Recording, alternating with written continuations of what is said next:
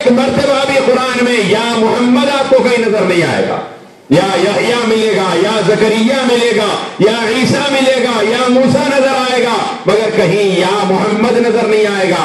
اللہ رب العزت نے احترام سکھایا انسانیت کو کہ جس کو بڑا مانا جاتا ہے اس کا نام لے کے نہیں کہا جاتا، جس کو بڑا بتانا ہوتا ہے اس کا نام لے کے نہیں پکارا جاتا. یاد رکھیں، ساری زندگی کی عبادات، نماز، روزے، عبادات، ذکر، ریاضت، مجاہدے، سب ایک طرف اور ادب مصطفیٰ ایک طرف.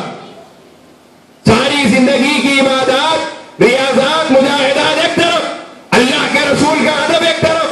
اللہ رب العزت فرماتا ہے یا ایھا الذین آمنوا لا ترفعوا اصواتکم فوق صوت النبی ولا تجهروا له بالقول كجهر بعضكم لبعض ان تحبط اعمالکم. اے لوگو، اپنی آوازوں کو نبی کی آواز سے بلند نہ کرنا. ایک دوسرے کو جس طرح پکارتے ہو نبی کو نہ پکارنا. اگر پکارو گے، بے ادبی کرو گے، باوجود زندگی کی ریاضات ہیں، تمہارے پاس مجاہدات ہیں، تمہارے پاس عبادات ہیں، سب کچھ ہے، مصطفیٰ کی شان میں بے ادبی ہوگی، ان تحبط اعمالکم، تمہارے اعمال سب کے سب ضائع ہو جائیں گے. اعمال سارے کے سارے ضائع ہو جائیں گے. بے ادبی. حضور پاک علیہ السلام، آج معاملہ ایسا ہے، چپل پہن کے ہم حدیث سن لیتے، چپل پہن کے ہم قرآن سن لیتے. امام مالک رحمۃ اللہ علیہ تشریف فرما ہے. ایک آدمی آیا اور آ کے کہنے لگا کہ حضرت یہ حدیث مجھ تک پہنچی، کیا آپ اس حدیث کو جانتے ہیں؟ امام مالک رحمۃ اللہ علیہ باوجود یہ کہ بڑے نرم مزاج تھے، آپ نے فوراً فرمایا کہ پہلے اس کو 20 کوڑے لگاؤ، اس کو 20 کوڑے لگاؤ. پوچھا گیا حضرت 20 کوڑے کیوں مارے جا رہے ہیں؟ آپ نے فرمایا تو جانتا نہیں کہ حضور پاک علیہ السلام کی احادیث کا کیا ادب ہے؟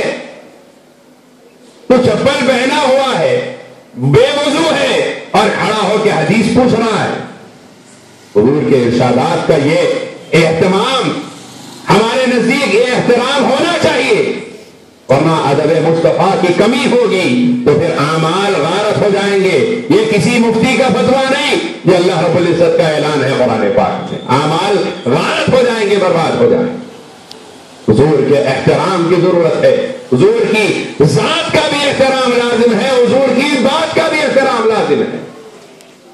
یہ طریقہ نہیں آج ہم چپل پہن کے حدیث سن بھی لیتے، بول بھی لیتے.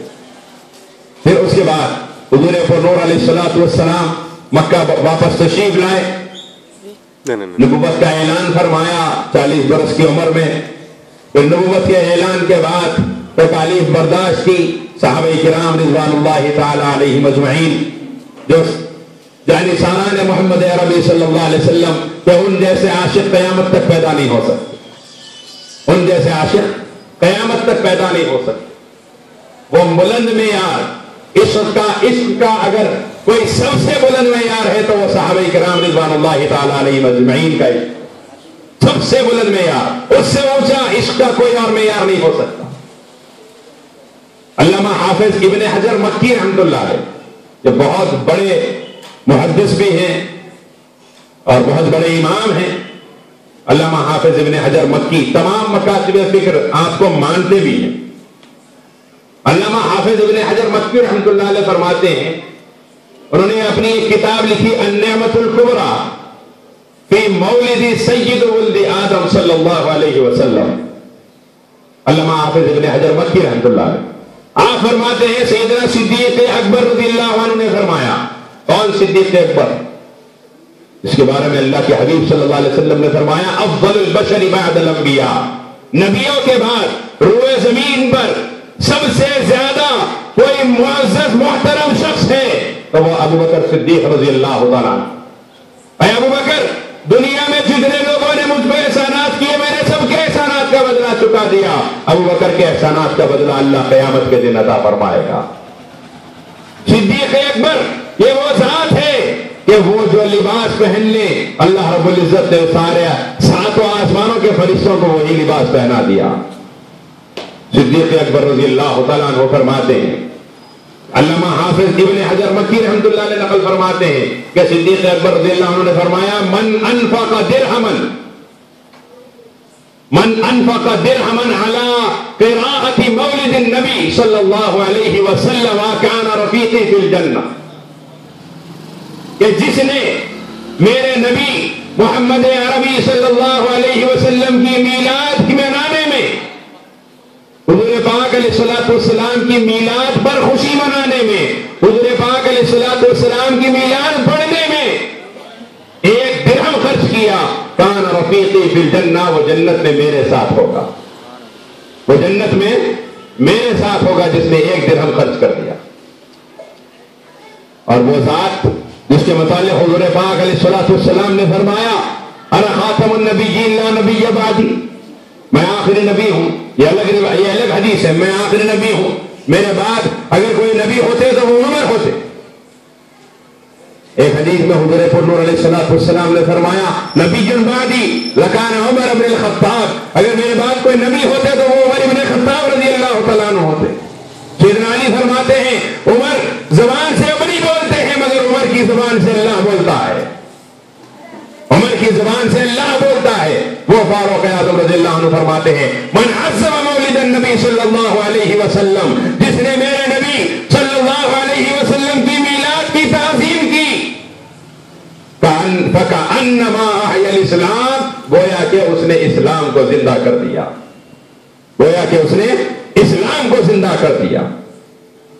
اور وہ ذات جس کے بارے میں آقا علیہ السلام نے فرمایا لِكُلِّ نَبِيٍّ رَفِيقٌ فِي الْجَنَّةِ، ہر نبی کا جنت میں ایک ساتھی ہوتا ہے، وَرَفِيقِي فِي الْجَنَّةِ عثمان بن عفان، اور جنت میں میرا ساتھی میرا عثمان بن عفان ہوگا۔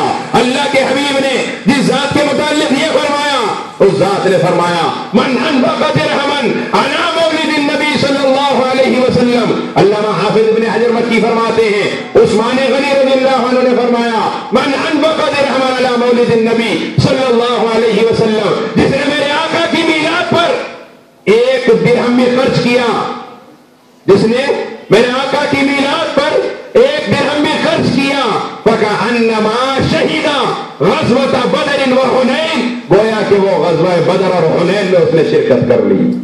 غزوہ بدر کیا ہے؟ جس کے متعلق فرمایا بدر میں جتنے لوگ موجود تھے ان کے پچھلے بھی گناہ معاف کر دیے گئے، اگلے بھی گناہ معاف کر دیے گئے۔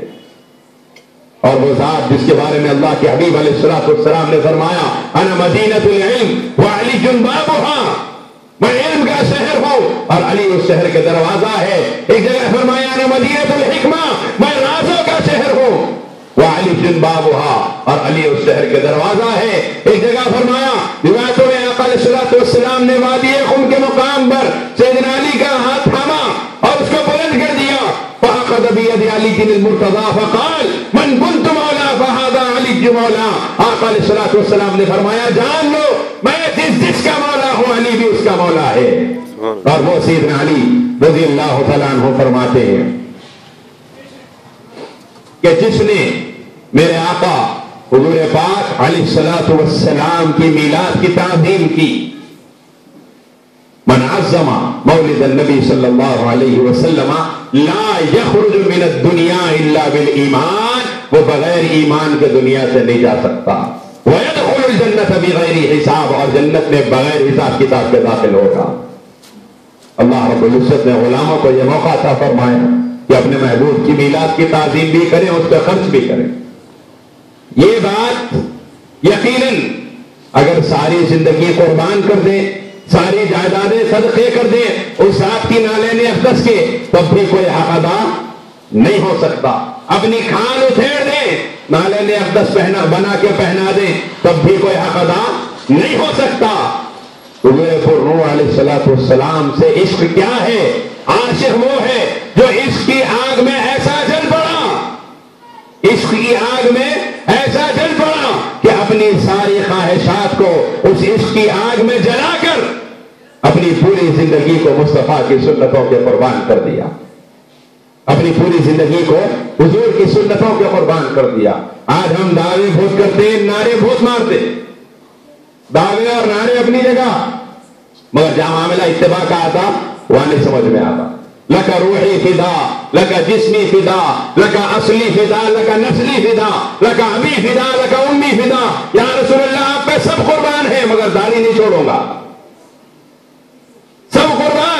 مگر خواہش نہیں قربان کروں گا، یہ خواہش تو کسی اور پہ قربان ہے، اپنے نفس کے اوپر قربان ہے، یہ کام میں نہیں کروں گا، صرف دعوے کروں گا آپ پہ سب سب صحابہ حقیقت میں صدقہ کرتے تھے، حقیقت میں قربان ہو جاتے تھے، اور ایسا قربان ہو جاتے تھے کہ ان کی قربانی کو دیکھ کر کائنات آسمانوں کے فرشتے حیران ہو جاتے تھے کہ ایسی قربانی دینے والے بھی صحابہ کرام کیسے قربان ہو جاتے۔ ایک صحابیہ رضی اللہ تعالی عنہ نے ایک غزوے کے موقع پر آقا علیہ الصلوۃ والسلام نے فرمایا جس کے پاس جو ہے وہ لے کر آئے۔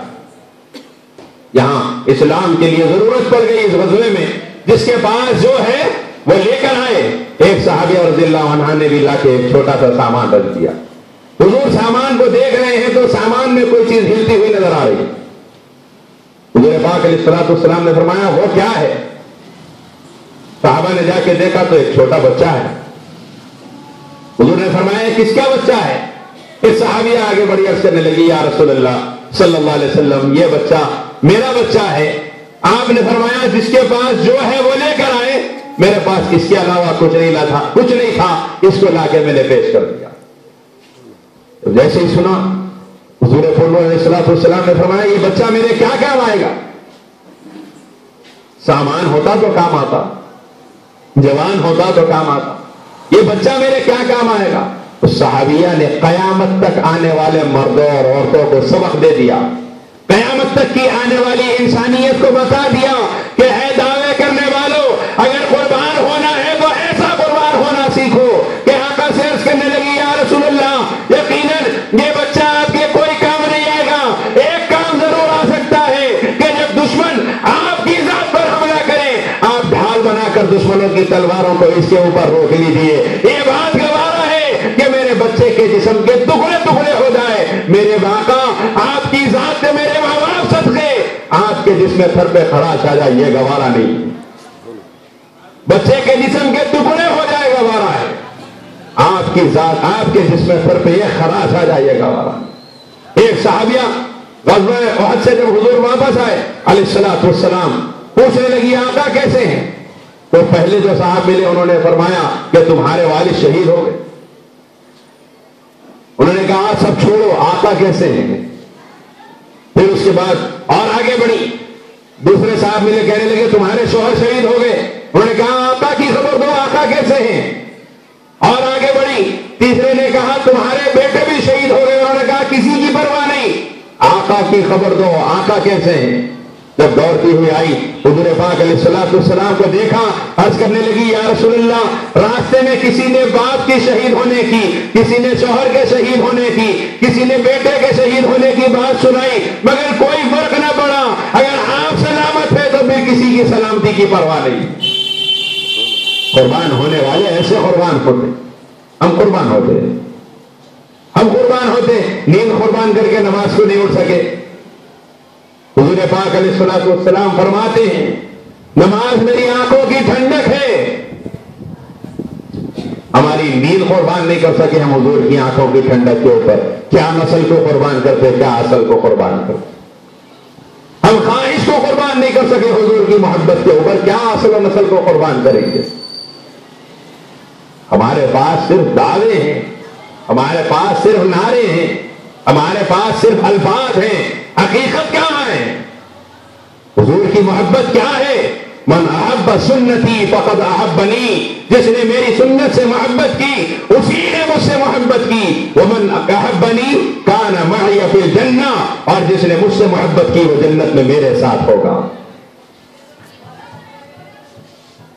اس کے بعد ہمارا ایسا ہے سن لیے اثر ہو جاتا، تھوڑی دیر 1-2 گھنٹے رہتا، پھر اس کے بعد اپنی والی پہ چل پڑے، پھر اس کے بعد اپنی والی پہ چل پڑے۔ ان باتوں کو یاد رکھو اور عمل کی نیت سے سنی کہ آقا کی کوئی سنت آج کے بعد نہیں چھوڑوں گا، اپنی زندگی میں ایک بار عہد کر کے تو دیکھو اللہ کیسی مدد فرماتا۔ آج ہمارا عالم یہ ہے کہ جتنی چیزوں سے روکے وہ پورے کرتے، اور جتنے کرو بولے وہ ایک بھی نہیں کرتے، اور جب نعرہ مارو بولے سب سے پہلے مارتے، جب دعویٰ کرو بولے سب سے پہلے کرتے۔ ہمارے جھوٹے دعوے، ہمارے بلند نعرے کوئی فائدے کے نہیں ہوں گے۔ اللہ رب العزت جو چاہتا ہے وہ حقیقت چاہتا ہے۔ اور ہمارے جد اعلیٰ حضور سیدنا سید محمد حسینی خواجہ بندہ نواز کے سندراز رحمۃ اللہ علیہ فرماتے ہیں کہ جو قوم کوئی ملت اپنی حقیقت سے ہٹ جاتی ہے اللہ اس کو دنیا میں تماشا بنا دیتا ہے. اللہ اس کو دنیا میں تماشا, آج پوری دنیا میں مسلمان تماشا بنا ہوا ہے, پوری دنیا میں تماشا بنا ہے مسلمان. کیوں بنا؟ اپنی حقیقت سے پھرا ہوا ہے, اپنی اصل سے پھر چکا ہے آج اس دور کا مسلمان. ہر 4 گھر کے بعد ایک سود خور کا گھر ہے ہمارے محلوں, ہر 4 گھر کے بعد ایک سود خور کا گھر ملے گا, ہر 4-5 گھر میں ایک شرابی نظر آئے گا. جھوٹ تو بس پوچھیے ہی مت, جھوٹ سے صبح ہوتی, جھوٹ سے شام ہوتی. آقا نے فرمایا کہ میرا امتی زانی ہو سکتا ہے, چور ہو سکتا ہے, مگر جھوٹا نہیں ہو سکتا. ہے کوئی ہم میں جو کہے کہ میں واقعی میں جھوٹ نہیں بولا زندگی میں؟ اللہ رب العزت ایسی بات زندگی عطا فرمائے. کوئی ایک جو کہے. ایک بزرگ اپنی خانقاہ میں تشریف فرما ہے, ایک صاحب آئے, کچھ لوگ آئے, آگے کہنے لگے حضرت وہ بازو کے گاؤں میں جو پل تھا برج, وہ اڑ کے چلا گیا, برج اڑ گیا. آپ اٹھ کے جانے لگے. کچھ دیر کے بعد مریدین نے عرض کیا حضرت کہاں تشریف لے جا رہے ہیں؟ فرمانے لگے ارے پتا چلا کہ وہ بازو کے گاؤں سے پل ہو گیا ہے, دیکھنے جا رہا ہوں. تو مریدین نے عرض کیا کہ حضرت یہ بھی کوئی بات ہے, پل کیسے اڑے گا؟ پل بھی اڑ سکتا ہے. تو پہلے حضرت مسکرائے, پھر بہت دیر تک روتے رہے. اس کے بعد حضرت نے فرمایا میں اس لیے جا رہا تھا کہ جن لوگوں نے آ کر مجھے پل کے اڑنے کی خبر دی وہ مسلمان تھے, اور میرے آقا نے فرمایا میرا امتی چور اور زانی ہو سکتا ہے مگر میرا امتی جھوٹا نہیں ہو سکتا. اور وہ خبر دینے والے مسلمان تھے. میں نے سوچا کہ اللہ کے بندے پل اڑ جائے یہ ممکن ہے, مگر مومن جھوٹ بولے یہ ممکن نہیں. آج ہمارا حال تو ایسا ہے, یہاں رہتے بیٹھے ہوئے, ہلو کہاں ہیں آپ؟ کوکٹ پلی پہ ہوں. آپ بیٹھے ہوئے ہیں راجو نگر میں, آپ کے کہاں ہیں آپ؟ چار مینار پہ ہوں. بلا وجہ اب تو جھوٹ کے اور ذرائع بڑھا دیے گئے ہمارے لیے. ایک جھوٹ بولتے تھے, اب 10 بولو. فون آ گیا ہاتھ میں, جو فون کرا, جتنا کو آپ دیکھیں گے 90% بات کریں گے تو جھوٹ بولیں گے فون کے اوپر. دیکھنا تھوڑے سنے, پہلے فون نہیں تھا تو سامنے آ کے پوچھتا, سامنے بولتا تھا, اتنا نہیں پھیلا سکتے تھے, اب آسانی سے پھیراؤ. بیٹھے ہوئے حیدرآباد میں, بولا میں ممبئی میں ہوں. نماز پڑھنا بھول جاتے, نماز کے بارے میں سوچنا بھول گئے, ایمان بھول گئے, احکامات بھول گئے, اور کسی کو قرضہ دینا ہے تو وہ تو ہمیشہ کے واسطے بھول گئے. منگتے وقت بڑی پریشانی سے آ کے منگتے, اس کے بعد کہاں سے دیں گے نہیں ہے تو, کہاں سے دیں گے نہیں ہے تو, رائے وقت دیں گے بھائی کیا کریں گے, چوری کریں گے, ڈاکہ ڈالیں گے. مانگے وقت یہ بات نہیں تھی. یہ بداحساسی, یہ ہمارے ایمان سے, یہ ہمارے ایمان کے مظاہر ہیں. جو حضور پاک علیہ الصلوۃ والسلام اخلاق کا سب سے بلند معیار ہے. آقا فرماتے ہیں انما بعثت لاتمم مکارم الاخلاق, میں اس دنیا میں اخلاق کی بلندیوں کو بتانے کے لیے بھیجا گیا. اور ہمارے اخلاق کیا ہے ہم خود جانتے ہیں.